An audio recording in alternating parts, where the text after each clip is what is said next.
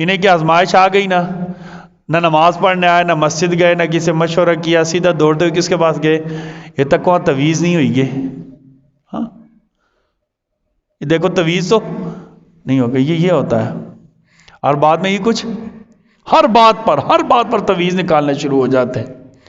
ہر بات پر وہم ہوتا ہے، جادو تو نہیں ہو گیا، ہر بات پر وہم ہے. اچھا یہ میں بتاؤں انشاءاللہ ہم آگے بتائیں گے نا ایسا کیوں ہوتا ہے، کیوں یہ وہم ہو جاتا. پتہ ہے ہمارا عقیدہ توحید ٹھیک نہیں ہے. عقیدہ توحید میں کمزوری ہے. عقیدہ توحید کس کا نام ہے؟ اللہ کو ایک سمجھ کر، اللہ کو وحدہ لا شریک مان کر، اللہ کو حاجت روا کہہ کر، اللہ کو مشکل کشا کہہ کر، اللہ کو دستگیر کہہ کر، اللہ کو پکارے سننے والا مان کر، اللہ کو سمیع مان کر، اللہ کو بصیر مان کر کیا کرنا؟ ڈٹ جانا. ان الذین قالوا ربنا اللہ ثم استقاموا، جنہوں کا اللہ ہمارے رب ہیں پھر ڈٹ گئے. یہ عقیدہ توحید کس کا نام ہے؟ اللہ کی وحدانیت مان کر اس کے اوپر ڈٹ جانا، پھر وہم نہیں آتا.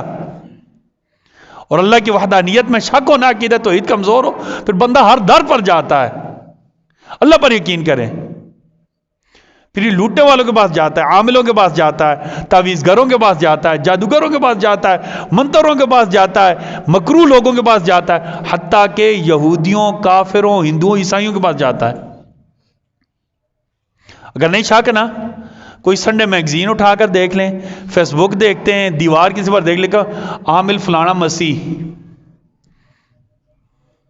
نہیں سمجھ آئی ہے؟ عامل فلانا، عامل روبن مسیح. اچھا یہ عبداللہ کس کے پاس جا رہا ہے؟ روبن مسیح کے پاس جا رہا ہے. لا حول ولا قوت الا باللہ. یہ زمانہ بھی آنا تھا.